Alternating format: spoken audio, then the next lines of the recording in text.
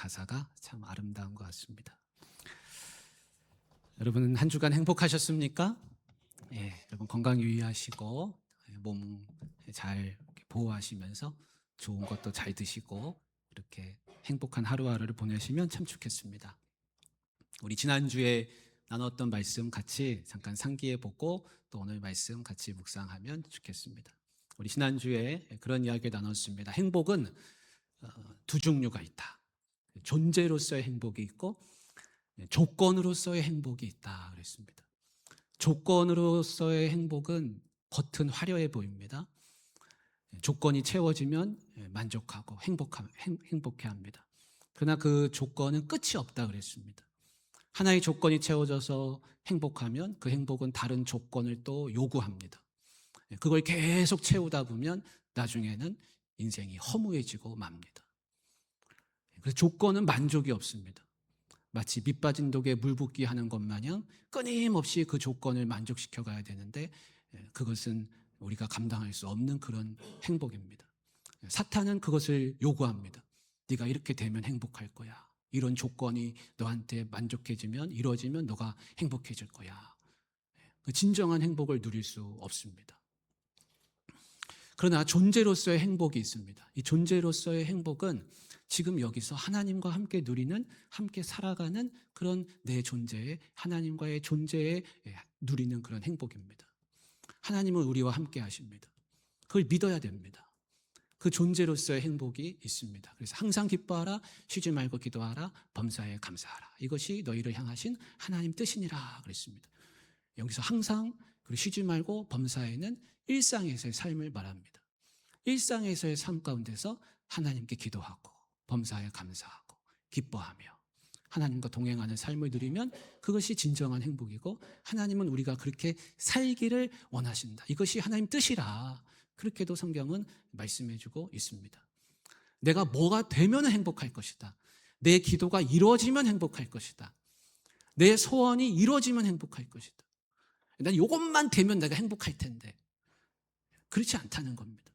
하나님은 범사에 항상 쉬지 말고 일상생활 속에서 네가 행복해라. 하나님은 이미 우리와 함께 하십니다. 성도는 그걸로 만족하면서 그걸 누리면서 사는 겁니다. 그러나 세상은 그렇지 않습니다. 세상은 계속해서 너가 뭐가 되면 행복할 거야. 이런 조건이 만족해지면 너가 행복할 거야. 그렇게 유혹을 합니다. 그 유혹에 넘어가면 안 됩니다. 그러면 진짜 행복을 누릴 수 없습니다. 선지자들은 이걸 다 깨달았습니다.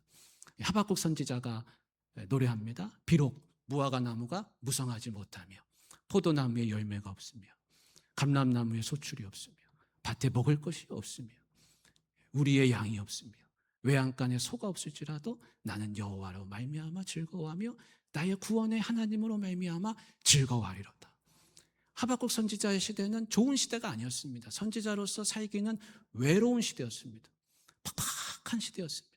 사람들이 하나님 많이 떠났습니다. 먹고 살기 힘들었습니다. 근데 여기 말씀에 나오는 것처럼 비록이라는 말이 참 중요합니다. 비록 내 조건이 다 만족해지지는 않지만 그러나 나는 소출이 없고 외양간에 소가 없고 밭에 먹을 게 없다 할지라도 하나님으로 말미암아 나는 즐거워하고 행복하다. 조건이 만족해서 행복한 것이 아니라 다른 행복이 있다라고 선지자는 깨달았고 그거를 노래해주고 있습니다. 성경에 수많은 사람들이 믿음의 조상들이 다 그렇게 살았다라고 성경은 증언하고 있습니다. 노아의 시대를 생각해 보십시오. 노아의 시대는 살기 좋은 시대였습니까? 하나님 보시기에 악한 시대였죠. 악한 시대. 하나님 심판하신다고 그랬잖아요. 근데 노아의 시대를 보십시오. 노아는 당대의 의인이라고 불렸습니다. 노아는 사실은 큰 어려움이 있었습니다. 그 어려움은 뭐냐면 방주를 만드는 겁니다. 성경에 보면 방주를 만든 정확한 기간이 나오지는 않지만 대략 계산해봐도 80년, 수십 년 걸렸다고 계산할 수 있습니다. 그 수십 년 동안 어려운 일을 감당했습니다. 방주를 만드는 일은 고달픈 일입니다. 그러나 그 고달픈 노동 가운데서 그 노동이 기도가 됐습니다. 그 방주를 만드는 동안에 하나님과 함께 할 수 있었습니다. 그 수고스러운 기간 동안에 하나님과 함께하는 복을 누렸습니다. 아, 그렇지. 하나님이 나에게 이것을 만들라 하셨지. 하루하루 만들어가는 그 노아의 하루하루의 일상을 한번 생각해 보십시오. 수고스럽고 힘들고 어려운 일이지만 그러나 그 수고스러움 속에서 그것이 기도가 되고 하나님과 동행하는 삶을 누렸다.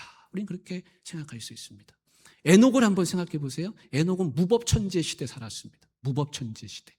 가인의 후손들이 죄를 범하는 그런 시대에 살았습니다. 그러나 성경은 뭐라고 말씀합니까? 에녹이 하나님과 동행하더니 하나님이 그를 데려가심으로 세상에 있지 아니하였더라. 그렇게 말씀합니다. 에녹은 하나님과 동행하는 기쁨을 누렸습니다. 세상은 무법천지고 힘들고 어렵고 살기 힘들고 그랬지만 하나님이 그와 동행하시고 그가 하나님과 동행하며 그는 평생을 함께 살았습니다. 그래서 성경은 뭐라고 말씀합니까? 에녹이 하나님과 동행하다가 그가 죽었다. 그렇게 말하지 않습니다. 에녹이 하나님과 동행하더니 하나님이 그를 데려가심으로 세상에 그가 있지 않았다. 그렇게 말씀합니다. 이 땅에 하나님과 동행하는 행복을 누린 것, 사는 것이나 천상에서 하나님과 동행하는 것이나 에녹한테는 별반 차이가 없습니다. 그래서 성경은 그가 죽었다라고 말하지 않고 하나님이 그를 데려가셨다. 이 땅에 사는 것이나 천상의 삶이나 에녹한테는 아무런 차이가 없습니다. 그게 하나님과 함께 존재의 기쁨을 누리는 그 행복입니다. 우리가 이런 행복을 누리기를 원합니다. 그래서 하나님과 존재로서 함께 누리는 그 행복은 일상의 삶으로의 초대이고 조건이 만족시켜 줄 수 없는 진짜 행복입니다. 그것을 우리가 추구하고 우리가 바라면서 살아가는 것이 성도의 삶이다. 그렇게 말할 수 있습니다. 우리가 이런 질문을 해보려고 합니다. 하나님은 행복하실까? 하나님 행복하실 것 같으세요? 하나님 행복하실 것 같으세요? 속으로 대답하시면 됩니다. 하나님은 그럼 뭘로 행복하실까? 하나님은 행복하시다면 하나님은 그럼 뭘로 행복하실까? 이런 질문을 한번 하게 됩니다. 그리고 성경을 펴면 하나님은 행복하시다. 제일 먼저 나오는 게 그겁니다. 여러분 그거 본 적 있습니까? 하나님 행복하시다? 누가 말씀을 잘해 주셨어요. 하나님은 행복하시다고 나옵니다. 우리가 행복이라는 말을 정의할 때 수많은 정의를 할 수 있습니다. 행복론이라는 게 있잖아요. 수많은 정의할 수 있습니다. 근데 국어사전에, 우리말 사전에만 보면 행복은 기쁨과 만족이 충만한 상태, 기쁨과 만족이 충만한 것을 느끼는 그런 상태라고 정의하고 있습니다. 근데 성경을 펴보면 하나님이 뭐라고 하십니까? 빛이 있으라 하시니 보시기에 좋았더라. 그렇게 말씀합니다. 그 좋았다는 게 뭡니까? 하나님 만족해 하셨어요. 하나님 기뻐하셨습니다. 그러니까 하나님은 행복해 하셨습니다. 둘째 날도 하나님 궁창을 만드셨어요. 궁창 하늘을 만드셨어요. 하늘을 만드시면서 하나님 보시기에 좋았더라. 우리도 하늘을 보면 얼마나 좋습니까? 마음이 확 열리는 것 같죠? 하나님 보시기에 좋다고 하셨습니다. 하나님 행복해 하셨습니다. 그러니까 첫째 날, 둘째 날, 셋째 날, 넷째 날 이렇게 쭉 이 창조가 끊어지지 않고 계속 이어지는 이유는 뭐냐면 하나님이 계속 행복해 하시기를 원하셨어요. 하나님 계속 행복해 하셨어요. 창조의 기사의 연속은 하나님 행복의 사건의 연속입니다. 우리도 행복하면 또 행복하기를 원하잖아요. 계속 행복하기를 원하죠. 이 행복이 그치기를 원하는 사람은 아무도 없습니다. 행복이 계속 이어지길 원합니다. 하나님도 마찬가지셨습니다. 하나님도 행복을 계속 원하셨습니다. 그 첫째 날 빛을 만드시고, 둘째 날 궁창 만드시고 좋아하시고, 셋째 날 뭐 만드셨어요? 땅과 바다를 나누시고 좋아하셨어요. 행복해 하셨어요. 넷째 날 해와 달과 별을 만드시고 행복해 하셨어요. 다섯째 날 하늘의 새와 바다의 물고기를 만드시고 하나님 행복해 하셨습니다. 하늘의 새가 막 날아다니는 거 보십시오. 얼마나 자유롭습니까? 물고기가 막 헤엄치는 거 보십시오. 얼마나 자유롭습니까? 하나님 자유롭게 만드셨어요. 그걸 보시고 하나님 행복해 하셨습니다. 여섯째 날 땅의 들짐승들을 만드셨어요. 막 소가 뛰어다니고 코끼리가 뛰어다니고 기린이 뛰어다니고 다 만드셨어요. 마지막으로 사람을 만드시고 하나님이 매우 보시기에 좋다. 아주 행복해 하셨어요. 우리를 만드시고 하나님 기뻐하셨습니다.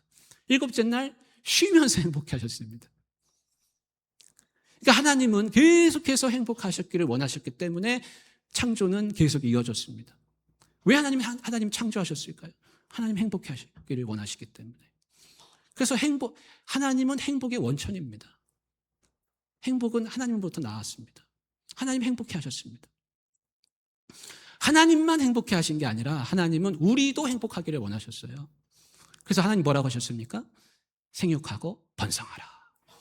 새가 날고 물고기가 막 헤엄치고 그걸 보시면서 생육하고 번성하라고 복을 주셨습니다. 하나님도 행복하셨지만 너희들도 행복해라. 그들에게 복을 주시면서 행복해라. 복을 주신 거는 행복해라 라는 뜻이죠. 사람한테도 생육하고 번성해라. 땅에 충만해라. 하나님도 우리에게 행복하기를 원하시면서 그렇게 너희도 복되어라. 복을 부어 주셨습니다. 하나님은 이렇게 행복을 원하시는 분이고 행복해 하시는 분입니다. 지금도 하나님은 행복하기를 원하십니다. 지금도 하나님은 행복하십니다. 오늘 우리가 읽은 말씀은 하나님이 나를 보시고 행복하시다라는 걸 말씀해 주는 겁니다. 하나님은 나를 보시고 행복해 하십니다. 아이고, 나는 힘도 없고 막 얼굴 쭈글쭈글하고 다리도 힘도 없어서 걷지도 못하고 뛰지도 못하고 뭐 일도 제대로 못하고 이제는 아무 힘도 없는데 나는 뭐 가진 것도 별로 없고 모은 것도 별로 없고 나는 뭐 많이 배운 것도 별로 없고 근데 하나님이 날 보고 행복해 하실까? 나 같은 사람 보고 하나님 행복해 하실까? 나는 살면서 죄도 많이 지었고 실수도 많이 했고 인생에 이런 남 보기에는 자랑할 게 없는데 하나님 나를 보시고 지금 행복해 하실까? 오늘 성경이 그걸 답을 해주고 있습니다. 오늘 11절, 12절 말씀 같이 한번 보겠습니다. 그날에 제가 읽을게요. 그날에 네가 내게 범죄한 모든 행위로 말미암아 수치를 당하지 아니할 것은 그때에 내가 네 가운데서 교만하여 자랑하는 자들을 제거하여 네가 나의 성상에서 다시는 교만하지 않게 할 것입니다. 여기 12절은 같이 읽어보겠습니다. 내가 곤고하고 가난한 백성을 네 가운데 남겨두리니 그들이 여호와의 이름을 의탁하여 보호를 받을지라. 아멘. 하나님께서 예루살렘 백성을 향해서 지금 하시는 말씀입니다. 거기에는 교만한 자들이 있었습니다. 교만한 사람들이 어떤 사람들입니까? 교만한 사람은 자랑할 거리가 많습니다. 배운 게 많습니다. 가진 게 많습니다. 권세가 있습니다. 그들은 교만했습니다. 하나님은 그들을 기뻐하지 않으셨어요. 하나님은 그들을 다 11절에 뭐라고 하고 있습니까? 그 교만한 자들을 다 제거하신다고 했어요. 그리고 다시는 이 예루살렘 성산, 이 예루살렘 거룩한 성읍이 교만하지 않게 할 것이다. 하나님 그렇게 말씀하시는 거예요. 그러면 자랑거리가 그렇게 많은 사람들을 하나님이 다 제거하시고 남겨진 사람들이 있어요. 그 남겨진 사람들은 어떤 사람들일까요? 그 사람들에게 하시는 말씀이에요. 오늘 주인공들은 12절에 분명히 말씀합니다. 아까 같이 읽었죠? 내가 곤고하고 가난한 백성을 네 가운데에 남겨두리니 그들이 내 보호를 받을 거라 그랬습니다. 여러분, 곤고하고 가난한 백성들은 어떤 사람들입니까? 그들은 자랑할 게 없습니다. 가진 게 없습니다. 힘이 없어요. 아무것도 내세울 것이 없습니다. 그들은 성공한 사람들 아닙니다. 부와 권세와 영광을 내세울 만한 것이 아무것도 없습니다. 우리는 흔히 생각하기를 하나님이 기뻐하시는 사람들은 좀 성공해야지. 성공해서 좀 내놓을 것도 있고 좀 자랑할 만한 것도 있고 하나님이 그런 사람을 기뻐하시지 않을까. 여러분, 올림픽 경기를 좀 상상해 보시기 바랍니다. 경기에서 이겼어요. 결승전에 나갔어요. 이겼어요. 우승했어요. 트로피를 막 들고 태극기를 막 들고 그 스타디움을 막 돕니다. 그러면 막 후레쉬가 팍팍팍 터지고 카메라가 그를 비춰주고 전국에 온 세계에 방영이 되고 인터뷰를 하면 하나님께 영광 돌리겠습니다. 영광입니다. 막 그런 인터뷰도 하고 하나님은 저런 사람을 기뻐하시지. 저런 사람을 통해 영광 받으시고 하나님은 저런 사람 보시고 행복해 하실 거야. 그런 마음이 우리 가운데 있습니다. 그래서 우리도 그런 생각을 합니다. 내 자녀가 잘 됐으면, 내 자녀가 잘 돼서 참 사람들한테 자랑거리가 되면 좋은 대학도 들어가고 나도 성공하고 돈도 좀 많이 벌고 좀 유복하게 살고 가진 것도 좀 있고 높은 자리도 좀 올라갔고 그러면 하나님이 나를 보시면서 행복해 하실 거야. 기쁨이 될 거야. 내가 하나님께 영광이 될 거야. 그렇게 생각할 때가 많이 있습니다. 그런 생각이 지금만 있는 게 아니라 예수님 당시에도 있었습니다. 예수님 당시에도 우리 마태복음 19장 23절을 좀 보여주시면 예수님이 아주 의아한 말씀을 하셨어요. 이런 말씀을 하십니다. 예수께서 제자들에게 이르시되 내가 진실로 너희에게 이르노니 부자는 천국에 들어가기가 어려우니라. 그렇게 말씀합니다. 이게 어떤 일이 있었냐면 부자 청년 서기관은 많이 배운 사람이에요. 그 사람이 와가지고 예수님한테 제가 예수님 따르겠습니다. 그랬더니 예수님이 하시는 말씀이 딱 보니까 부자예요. 비단 옷을 입었을 거예요. 네가 가서 네 가진 재산을 가난한 사람 팔아가지고 가난한 사람들에게 다 나눠주고 그리고 와서 나를 따르라. 그러면 하늘의 보화가 네게 있을 것이다. 하늘의 상급이 있을 것이다. 그렇게 말씀합니다. 그러니까 그가 근심하면서 가버렸습니다. 그리고 나서 제자들에게 하시는 말씀이 부자는 천국에 들어가기가 참 어려운데 얼마나 어려우냐면 낙타가 바늘귀로 들어가는 것만큼이나 그것보다 더 어렵다. 그런 말씀을 하시니까 제자들이 깜짝 놀랐습니다. 그러면서 제자들이 하는 말이 제자들이 듣고 몹시 놀라 이르되 그렇다면 누가 구원을 얻을 수 있으리까? 그렇게 말했습니다. 이 누가 구원을 얻을 수 있으리까? 저런 사람이 구원을 받고 저런 사람이 하나님께 영광이 되고 저런 사람이 기쁨이 되고 저런 사람이 높임을 받고 하나님이 저런 사람 칭찬하고 저런 사람 눈여겨보시지 누가 구원을 받을 수 있으리까? 저런 사람도 못 받으면 누가 구원받을 수 있습니까? 그 이야기를 한 겁니다. 그때나 지금이나 사람들의 생각은 비슷합니다. 그렇지. 사람들에게 우리들 가운데서 높임을 받는 어떤 사람이 있다면 막 사람들이 높입니다. 하나님도 그를 눈여겨보실 거야. 우린 그런 생각을 합니다. 그래서 우리는 은연중에 하나님께 나도 기쁨이 되고 싶습니다. 하나님께 영광 올려드리고 싶습니다. 이런 기도를 많이 합니다. 그런데 그 하나님께 영광이 되고 싶습니다라는 그 기도의 그 근저에는 어떤 생각이 숨어 있냐면 이런 생각이 숨어 있어요. 나도 성공해가지고 나도 좀 인정받아가지고 나도 좀 세상에서 좀 떵떵거려가지고 그래서 하나님께 영광되고 싶어요. 나 잘못되기 싫어요. 이런 마음이 우리 속 안에 있을 때가 많이 있습니다. 여러분 금메달 꼭 따야지 하나님 기뻐하십니까? 내가 금메달을 꼭 따야 하나님 영광 받으십니까? 내가 낙오자가 되면 내가 인생의 실패자가 되면 하나님은 나 같은 사람을 기뻐하지 않으실까요? 아닙니다. 그렇지 않습니다. 성경은 그런 거 가르치지 않습니다. 살다가 인생이 실패할 수 있습니다. 인생 낙오자가 될 수 있습니다. 장애를 가질 수도 있습니다. 사람들에게 짓밟힐 수도 있습니다. 무시당할 수도 있습니다. 그러나 하나님은 그런 거에 연연하지 않으십니다. 하나님은 나의 조건을 보시고 나를 기뻐하시고 하나님 행복해 하시고 그런 분이 아닙니다. 내가 조건을 만족해야 하나님께 영광이 되는 게 아닙니다. 여러분 인생의 가장 큰 실패자는 누굽니까? 사실은 인생의 가장 큰 낙오자는 누굽니까? 그건 우리가 믿는 예수님입니다. 예수님이 그 시대 인생의 가장 큰 실패자였어요. 왜 그렇습니까? 예수님 얼마나 부끄러움을 당했습니까? 수치를 당했습니까? 옷 벗김을 당하고 나무에 매달려가지고 사람들 다 보는 구경거리가 돼가지고 피를 철철철 흘리면서 신음하면서 오랫동안 거기 매달려서 그것도 강도들 사이에 끼어가지고 거기서 죽어가셨습니다. 그걸 보고 누가 하나님께 영광이 된다고 생각했습니까? 네가 메시아면 내려와 봐라. 조롱당했습니다. 매를 맞았습니다. 침뱉음을 당했습니다.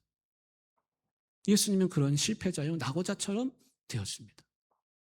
그러나 성경은 말씀하기를 이는 내 사랑하는 아들이요 내 기뻐하는 자라 라고 하나님이 하셨어요.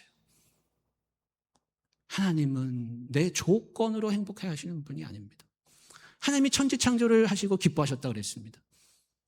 여러분 새가 날고 물고기가 헤엄치고 있는 모습 그대로 하나님 행복해 하셨습니다. 그 모습 그대로를 보시고 좋아하셨어요. 아담과 하와가 뭐 대단한 일을 했습니까? 있는 모습 그대로 보시고 하나님 행복하다. 매우 좋다.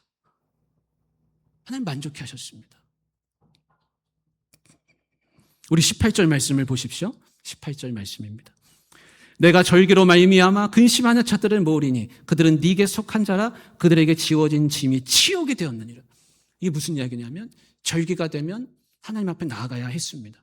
그런데 절기가 됐는데 나아가지 못하는 사람들이 있었어요. 근심하는 자들이 있었어요. 성전이 무너져서 못 나가는 사람도 있었고, 끌려가서 못 나가는, 포로로 돼서 못 나가는 사람, 병들어서 못 나가는 사람, 수치가 돼서 못 나가는 사람, 여러 내가 원치 않는 사연들로 인해 가지고 하나님 앞에 나아가지 못하면서 근심하는 사람들이 있었는데, 내가 가야 되는데 그것이 못 가는 그 상황이 어깨에 짊어진 치욕이 됐습니다. 수치가 됐습니다. 그런 사람들이 많았습니다. 근데 하나님 뭐라고 말씀하십니까? 그 근심하는 자들을 내가 모으겠다. 하나님 그렇게 말씀하시는 겁니다. 우리 교회에도 그런 분들이 살다 보면 있을 수 있습니다. 내가 옛날에는 막 주방에서 팔 걷어붙이고 이것도 하고 저것도 하고 예배도 내가 앞장서서 기도도 하고 뭐 또 봉사하고 뭐 일이 있으면 내가 지갑 열어가지고 탁탁탁 후원금도 하고 헌금도 하나님 앞에 마음껏 하고. 근데 지금은 나이도 들고 몸도 아프고 거리도 시원찮고 다 모든 게 변변치 않아서 내가 왕년에는 그랬는데 하면서 어깨에 짊어진 짐처럼 그렇게 살아가시는 분들 있을 수 있습니다. 내가 원하지만 몸이 아프면 하나님 앞에 나가지 못하는 거죠. 그런 일이 생겨날 수 있습니다. 그러나 여러분 근심하지 마세요. 하나님 뭐라고 하십니까? 그런 근심한 절기가 돼가지고 하나님 앞에 나와야 되는데 못 오는 그 사람들을 하나님 모아주신다 그랬습니다. 부끄러워하지 마십시오. 19절에 보십시오. 그때 내가 너를 괴롭게 하는 자를 다 벌하고 저는 자를 구원하며 쫓겨난 자를 모으며 온 세상에서 수욕받는 자에게 칭찬과 명성을 얻게 하리라. 여기 구원하는 자는 누굽니까? 저는 자는 못 걷는 사람이에요. 뒤처지는 사람입니다. 장애가 있습니다. 쫓겨난 자, 밀려났습니다.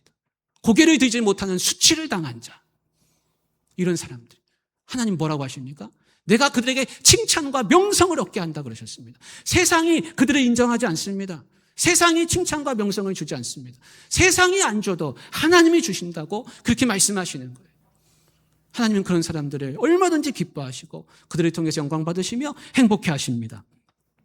내가 하나님께 조건을 만들어드려야 하나님 행복하실 것이다 라고 생각하는 건 큰 오해입니다. 그런 신앙생활은 좋은 신앙생활이 아닙니다. 어떤 분은 이렇게 질문할 수 있죠. 아니 그러면 내가 이렇게 열심히 해가지고 하나님께 영광이 돼서 하나님 기쁘시게 해드리고 하나님 행복하게 해드리고 싶어서 이 일을 이렇게 열심히 하고 있는데 그럼 내가 이렇게 수고할 필요가 없겠네요. 내가 이거 열심히 해가지고 하나님께 영광 되고 싶어가지고 하는데 내가 그럼 뭐 그렇게 할 필요가 없겠네요 라고 반문하실 분이 있을 수도 있어요. 여러분 내가 그거 열심히 하든지 열심히 안 하든지 내가 그거 성공하든지 내가 실패하든지 결과는 똑같습니다. 하나님 나를 사랑하시고 나를 통해 행복해 하시고 나를 기뻐하십니다. 내가 이거 꼭 성공해야 하나님이 나를 기뻐하시고 영광 받으시고 하나님 행복해 하십니까? 그런 조건을 만족시켜야 된다는 생각은 버려야 됩니다. 한 집에 아들하고 종이 있습니다. 종도 열심히 일하고 아들도 열심히 일합니다. 그러나 그 속마음은 다릅니다. 종은 무슨 생각을 갖고 있냐면 내가 열심히 해가지고 주인한테 인정받아야지. 내가 열심히 해가지고 주인한테 책 잡히면 안 되지. 그런 생각으로 종은 일합니다. 그러나 아들은 다릅니다. 아버지가 날 보면 흐뭇해 하시고 날 보면 좋아하시고 행복해 하시고 그게 너무 기뻐가지고 응답으로서 열심을 다합니다.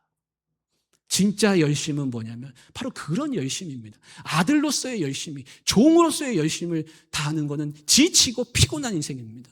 신앙생활을 피곤하게 하시는 분들 저는 사역하면서 많이 봤습니다. 그런 생활은 신앙생활 하다가 지치는 신앙생활이고 행복이 없습니다. 그 진짜 행복을 못 누립니다. 예수님이 우리에게 가르쳐 주신 것은 네가 하나님 자녀라는 거예요. 아버지의 자녀. 하나님을 아버지로 부르라.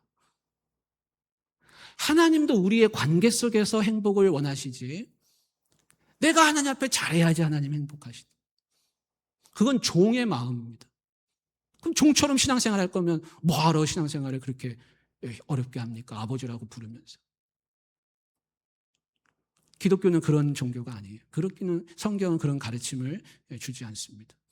하나님과 너와의 관계. 끊을 수 없는 관계. 그 관계가 얼마나 소중한지를 우리에게 계속해서 가르쳐주고 있습니다. 17절 말씀을 보세요. 하나님이 어떻게 사랑하시는지, 우리 얼마나 사랑하시는지 제가 읽어볼게요. 너희 하나님 여호와가 너희 가운데에 계시니 너희 가운데 저는 자, 쫓겨난 자, 수치를 당한 자, 그 가운데 계시다는 거예요.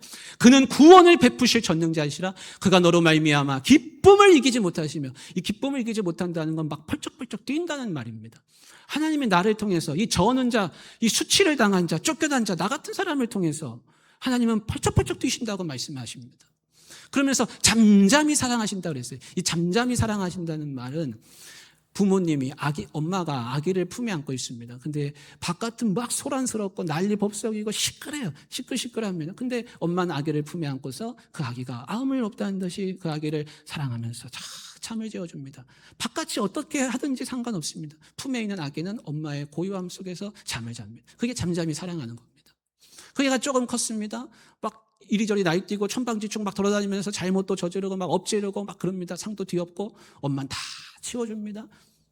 나무랄 수 있습니다. 그러나 얘가 그렇지 하면서 또 다 치워주고 감싸줍니다. 그게 잠잠히 사랑하는 겁니다. 나중에 애가 성인이 됐습니다. 재판장에 끌려갔습니다. 사탄은 그를 향해서 막 손가락질하면서 하나하나 죄를 들춰냅니다. 하나님은 이미 다 알고 있습니다. 하나님은 다 덮으십니다. 이미 다 알고 계세요. 그러니까 예수님 보내셨죠. 가늠한 여인이 끌려왔을 때 예수님은 잠잠히 사랑하셨어요. 사람들은 돌을 들어가지고 죄를 밝히면서 공개 처형해가지고 죽이려고 했습니다. 예수님이 그랬습니다. 죄 없는 자가 먼저 치라. 부끄러워가지고 다 돌아갔습니다. 여인아, 너를 치료하는 자가 어디 있느냐? 없습니다. 나도 너를 정죄하지 아니하노니 다시는 가서 죄를 범하지 말라. 예수님 정죄하지 않으셨습니다. 그게 잠잠히 사랑하는 겁니다. 하나님은 우리를 그렇게 사랑하십니다. 모든 허물을 덮으시고 네 형벌을 제거하셨다고 그랬습니다. 네 손을 늘어뜨리지 말라. 기죽어 그렇게 살지 말아라. 주눅들어 살지 말아라. 실패할 수 있고 낙오할 수 있고 인생은 어려운 일이고 그렇게 살 수 있습니다. 그렇다고 두 손을 늘어뜨려 가지고 그렇게 살지 말아라. 내가 너를 그렇게 사랑하는데. 하나님 그렇게 우리에게 말씀하십니다. 사랑하는 우리 귀한 성도 여러분, 하나님과의 관계 속에서 행복을 누리시길 바랍니다. 하나님과의 깊은 관계 속에서 내가 자녀됨의 행복을 누리시기를 바랍니다. 이 행복으로 한 주를 살아가시기를 주님의 이름으로 축복합니다. 사랑의